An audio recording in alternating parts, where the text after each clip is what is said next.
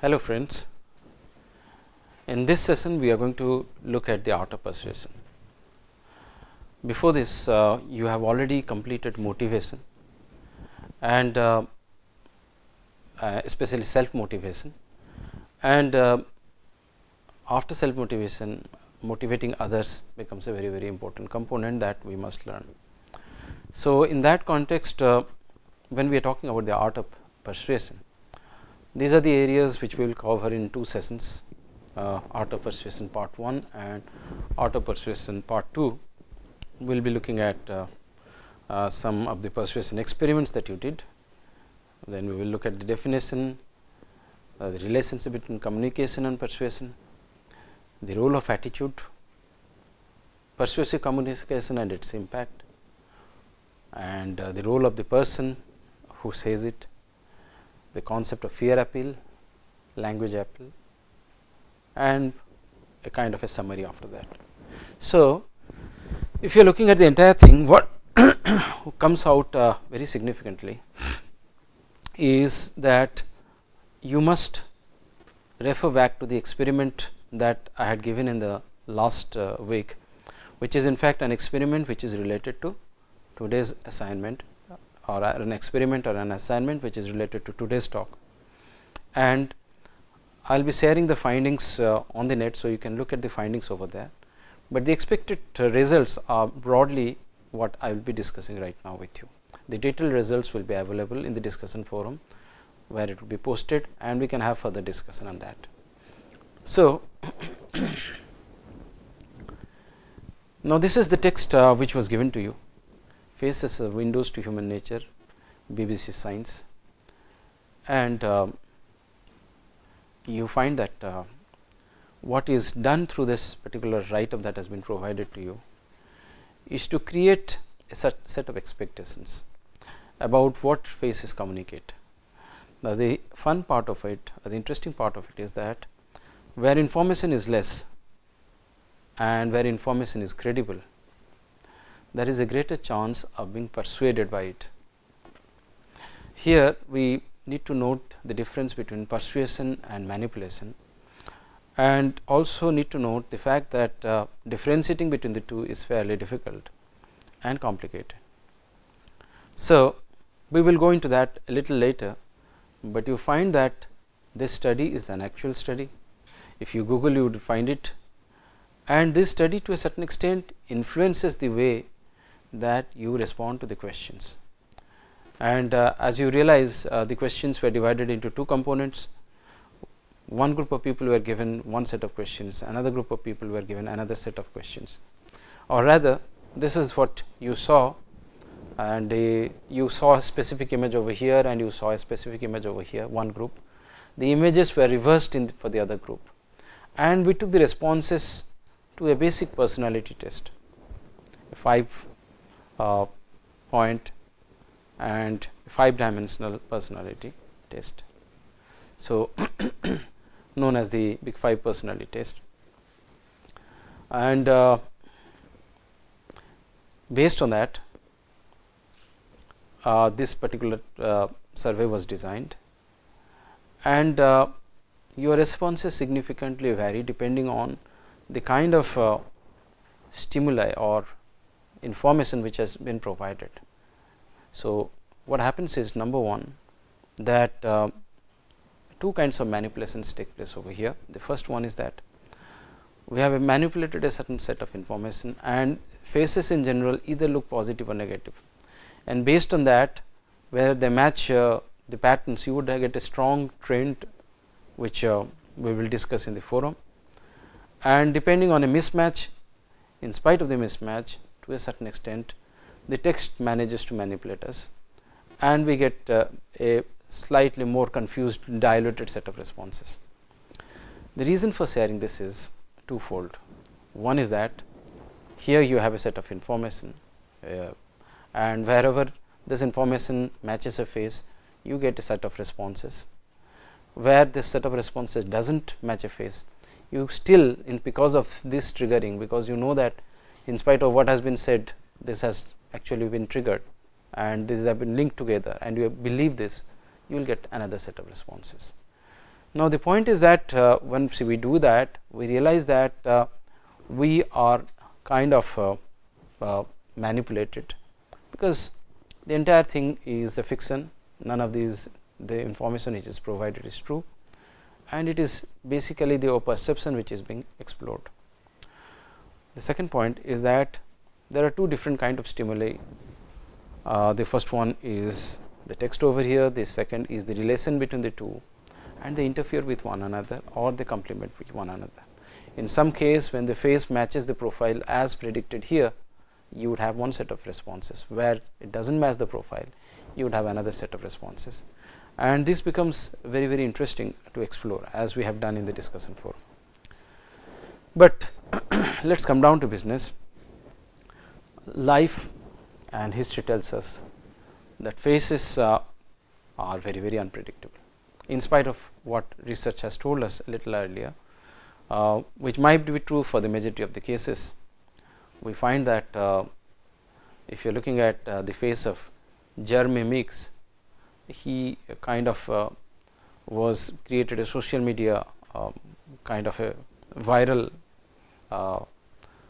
communication, and his face went viral, this image went viral, because although this is the face of a arsonist and a criminal who is very strongly destructive, it was considered as a very attractive looking face, exciting face and all that. The same happens to be the case of Marzen, who also is considered to be a child abductor and a person with a criminal history, and the face is deceptive. On the other hand, the third one is a case of a classic case of a criminal, and where what information we expect from the face and what it depicts matches. Very often you see that if you are looking at stereotyping, this is what is known as stereotyping. These are non-stereotypical, because you expect something and something else happens. Now, you see that having said that, having discussed, having tested it out, we are probably right now ready to talk about persuasion in a significant way. Now, what I would like to share with you, friends, is that probably our very act of interaction with anybody is an act of persuasion. It might not seem so, but let me share with you the first point. The point is that if I wish to become a friend with somebody, this very act of trying to be friendly with somebody, smiling, getting along, agreeing to that person, is a way of trying to endear myself to that person. It is a kind of a persuasion, because the other person needs to be persuaded to build up an interaction with you. Every day on the internet, you get a wide range of emails, okay, and these emails range from emails which promise you millions of dollars, which is trying to manipulate you, to let us say emails which are asking you to buy certain products, which are definitely persuasion in the context of advertising, which is very, very significant, as we will discuss a little later, to people trying to get in touch with you, say that let us say in our field they are doing research in similar areas and are interested to work with you, which is again where they are giving a set of their areas of interest, their areas of research, the deep sense of interest they have for the subject and all that, so that the students or researchers can work with you. So, every day, even if you look at as simple a case as email communication on a daily basis, the persuasive process is on. So, it is a pervasive thing in that sense, because we are trying to persuade one another. I am trying to persuade my child to read, my child is trying to persuade me not to read, somebody is persuading me to watch a movie, somebody is persuading me to read a novel because he feels that it is a very exciting novel. We are perpetually trying to do that throughout our lives, but then you find that it is a question of degree, it is a question of authenticity, which differentiate between what we can consider as serious persuasion from these day to day routine acts of persuasion, and which can differentiate it from what can be called manipulation. Now, manipulation is a very interesting area, as we will discuss a little later, but let us go over the points that we have made about persuasion. The first and the most persuasive person in a family is the child, because the child is somebody who very often is not familiar with the rules and is always interested in new things, new toys, new chocolates, ice creams and things like that, perpetually trying to persuade you to maybe buy those things. Whether they are good for the child or not is a different thing altogether, but this persuasion process is very much on. And the other interesting thing about persuasion is that everybody feels that he or she is intelligent enough not to be persuaded, intelligent enough to see through the treachery of perception, if you might use the term, okay, and get to know the truth. This in itself is misleading. But if you are talking about somebody giving you advice or you giving advice to somebody, what is it? Isn't it persuasion in some sense? What about the decisions you take? How is it that you take them? Is it not that much of the time you are checking the net, you are looking at the technical specs, you are looking at that, you are looking at other people's comments? Are you not getting persuaded by what you see all around you? The various kinds of information that are available to you also manage to persuade you. So, the point is that what is it that I have been trying to do in the last let us say 10 minutes or so. So, what I am trying to do is to persuade you that you can be persuaded. If you have a belief that you are strong, you are determined, you are objective and cannot be persuaded, what I am doing right now is try to convince you that guys, you can be persuaded. Try to see the fact that you can be persuaded. If you agree with me, then I have succeeded. This is the first act of persuasion that I do in this class, in this session. But persuasion is probably as old as time, because if you are looking at various old traditions, you have examples of persuasion as well. The Bhagavad Gita is one burning example in our tradition. What is it that we are talking about? Let us say that a person stands in front of his enemies, who also happen to be his brothers, his cousins, his nephews, his grandparents, grandfather, and so on and so forth. And he is trying to tell, that is Arjuna, he is trying to tell Lord Krishna that why should I kill these people? What will I gain? Even if I gain materially, is it of any use? Because after all I am killing my near and dear ones. And yet at the end of the 18th chapter, Arjuna is ready to fight. What has happened within those 18 chapters? What has happened within those, let us say, an hour or two in the battlefield? Krishna has been able to persuade Arjuna to fight through different strategies, different ways of doing it. That does not necessarily mean that what he has done is necessarily untruth, what he has done is necessarily a manipulation. What Lord Krishna has done is essentially cheating Arjuna. Well, not that. It is a kind of it is a matter of perspective, how you take things, but you would be able to do that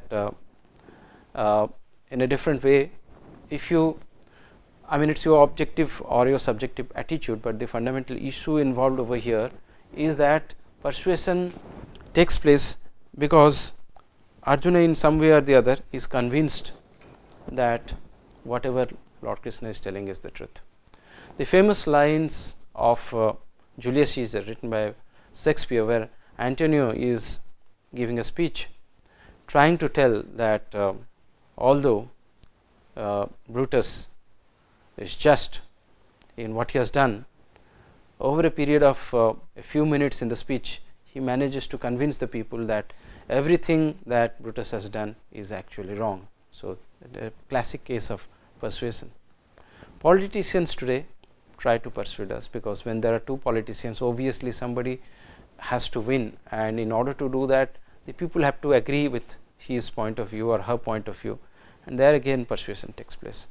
So, persuasion is not something new, and before we proceed any further, we need to understand that persuasion is not something which is bad or wrong. Persuasion is something which is a part of our life, as I have already convinced you, hopefully. But persuasion is also something which needs to be differentiated from manipulation. Manipulation takes place in sales, manipulation takes place in our lives, manipulation takes place in friendship, relationships. Manipulation is where somebody is doing something without actually intending honestly to mean it. Okay. Doing something without actually meaning what you say, in a certain sense, is manipulation. Doing something which in a way hurts the other people is in some sense a manipulation. Doing things where what you are saying is not actually what is the fact, and you know it, is again manipulation. So, what basically happens is that in some sense it is a subset of persuasion, as is brainwashing, Stockholm syndrome, which we will talk about, but it usually works temporarily, because it is not the state of affairs actually. If you are looking at the example of Gita, for Arjuna and for many practicing Hindus, the words over there seem to be true throughout their lives, and so hence they practice it. So, in that sense we would not call it manipulation, but for anybody who believes that no, it is something which just influenced me temporarily, and I do not agree with it, I do not believe in that, it would be kind of seen as a kind of a manipulation. So, there is a subjective dimension to it, but more important than that, what is relevant is to find out what exactly is happening when somebody is manipulating somebody else. One is temporary. If it is something which can be verified, and if it is the untruth, then it is manipulation. It is focused, it is centered around the person who is manipulating, because vested interest is involved. Advertising very often falsehood, so that vested interest is enhanced. Okay. That happens with many companies which are selling similar kinds of products and trying to claim that one product is better than the other. Artificial conditions, the conditions through which you are undertaking these are artificial, that is, they are short lived, again linked to the second point and the first point, the first point, which is deception. Deception is something which can be found out, and in that sense it is something which is not the real state of affairs. So, artificial conditions. Intent of the person manipulating, persuading very often decides whether it is manipulation or persuasion, because if your intentions are good, you are actually innocent, whatever you are trying to convince is actually a falsehood, that is a different issue altogether. But otherwise, if you know what you are doing is wrong, you know what you are doing is cheating, and you are doing it, it is manipulation. Generally, the condition is that the person who is being manipulated realizes or has an open mind, is open to be manipulated, and time is key. You want to do it quickly, you want to do it with as much reinforcement as possible, so that at the end of the day this process takes place and you are able to get what you want. Brainwashing is a technique where you see that it can have elements of persuasion, it can also have elements of coercion, forcing somebody, combined together, and repetition is something which is distinctively there, and hence we would put it under the category of manipulation. On the other hand, Stockholm syndrome is something very interesting which changes perception, but it is not really manipulation. You are persuaded not by the forces which are trying to persuade you in any way, and comes from the fact that in many cases where there is a hostage situation, the hostage at some point of time he becomes empathetic towards the person who is holding her hostage. Now, this is a very strange syndrome, and you find that they become emotionally dependent on the people, the terrorists who are holding them, and this is called the Stockholm syndrome, because this is not what you anticipate. After coming out of, let us say, captivity, after 10 days or 10 months, does not really matter. very often or even during captivity, even acts of let us say unkindness are often interpreted in positive ways, and somebody gets kind of obsessively attached to a person. These are extreme situations where the mind works in different ways. There are a lot of theories related to that, but this again gets linked to persuasion in various interesting ways, and we need to be aware of the fact that it is neither persuasion nor manipulation, because it is not intentional, but it happens.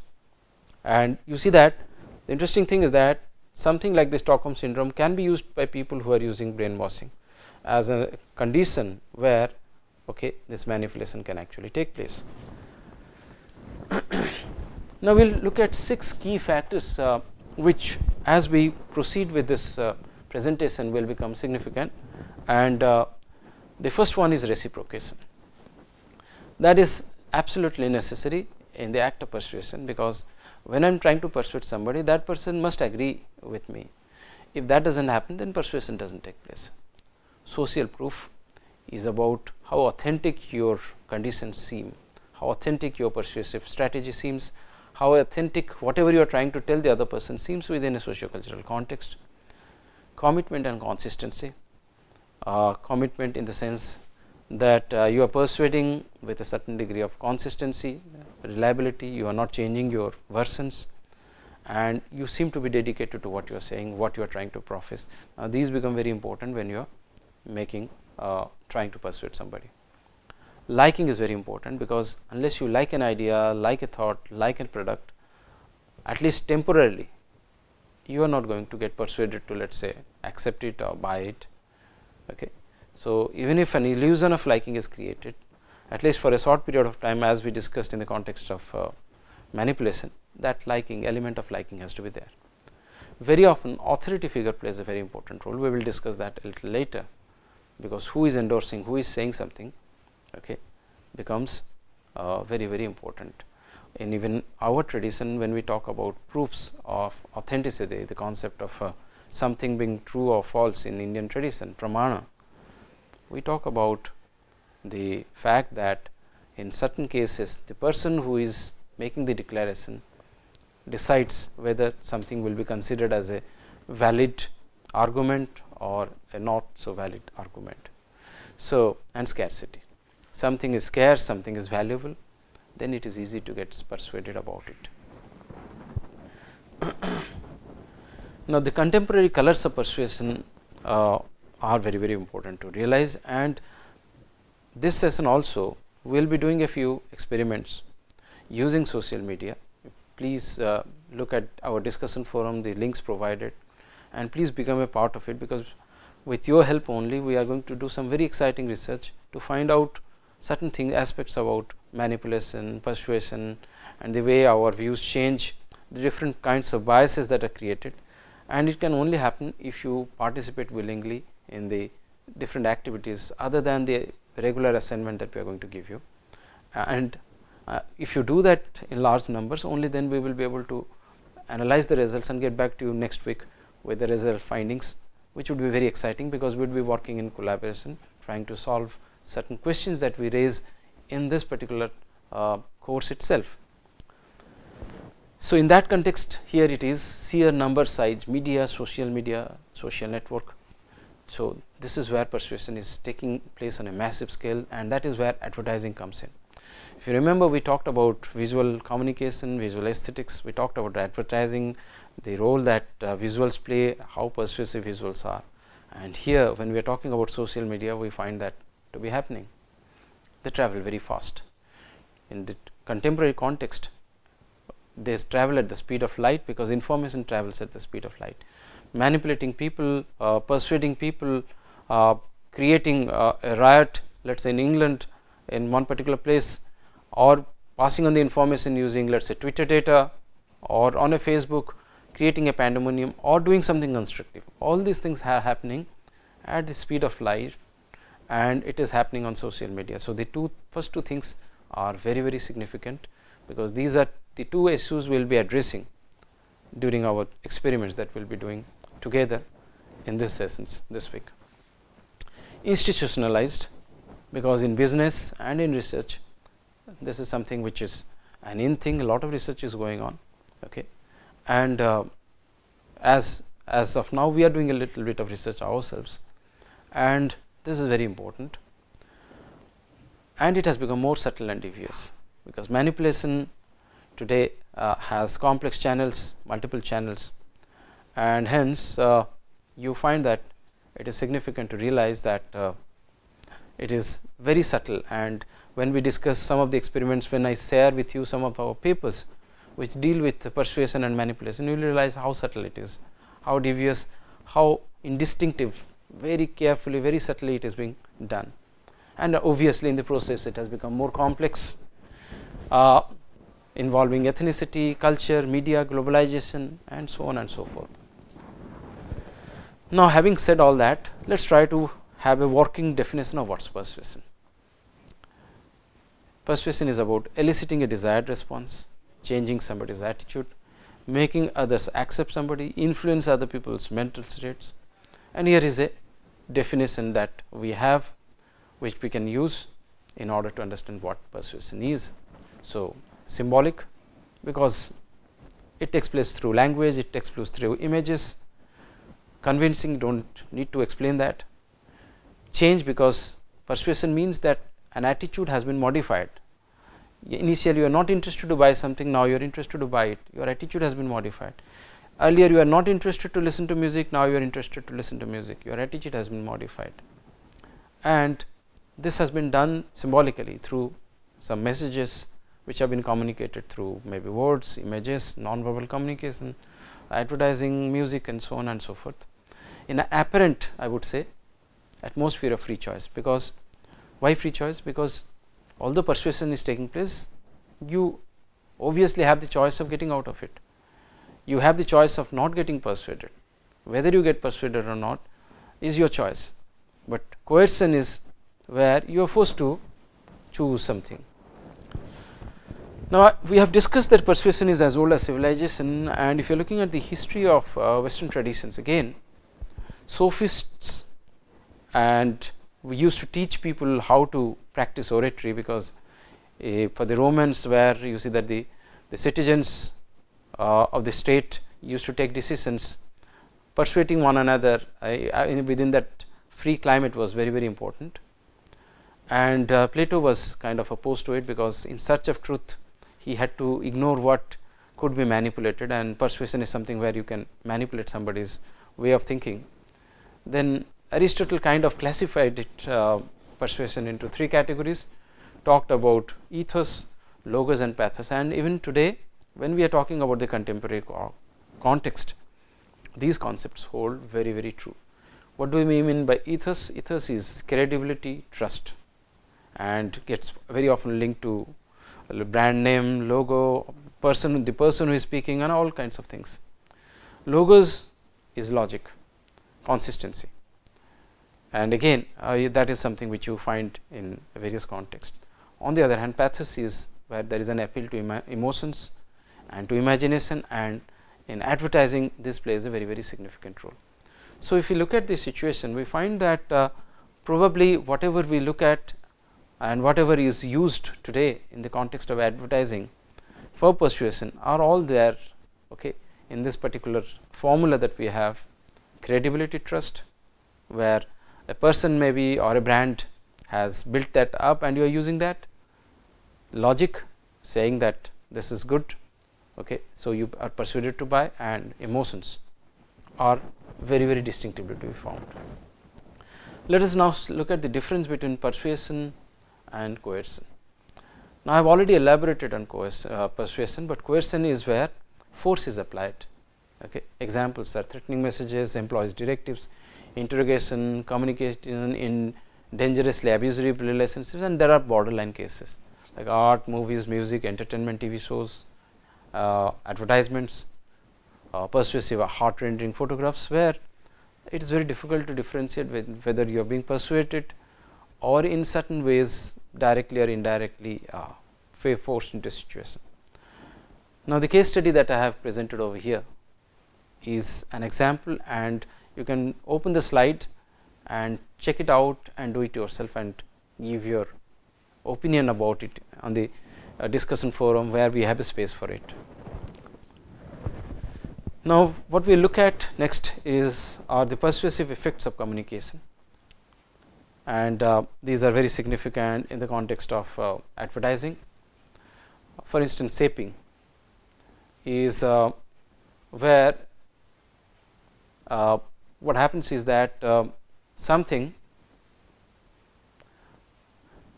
is repeated again and again with the hope that people will be forced to believe it. For example, more doctors smoke Camels than any other cigarette. Now, the fact that cigarette is harmful is obviously something which is in the background, but in spite of that, an indirect persuasion is being made that these cigarettes are less harmful than other cigarettes. Reinforcing is repetition, doing it in different ways, okay, and in different kinds of varieties of ways, and it can be used in different contexts as indicated in changing. Now, here is an example of the way that attitudes can change. For instance, if you are looking at even 50 years back, Negro was not a bad word, but today if you call somebody Negro or a nigger, it is considered a bad word, it is bad mouthing something. And that is because you see that over a period of time, for socio-cultural reasons and in different kinds of contexts, this word gradually became a taboo word, a word which is forbidden, which is not to be used in civilized society. But before that, if you are looking at novels before that, you find that Negro or nigger are pretty widespread words and they are accepted. For instance, today in the context of gender, whenever we address somebody, we use she instead of he when the person is unknown. So, I say that if I meet someone, she should be nice to me. Earlier we used to say he should be nice to me. So, we have been persuaded to change the way we look at things, and this has a complex relationship with, okay, let us say, change that has taken place and the way this society looks at this change. And attitudes as anchors to persuasion is something with which we will start off with different components of persuasion, and we will do that in the next set of sessions, where we will talk about attitude, we will talk about people, we will talk about message, and that is the way we will detail out the different aspects of persuasion. So, for today here we stop. Thank you very much.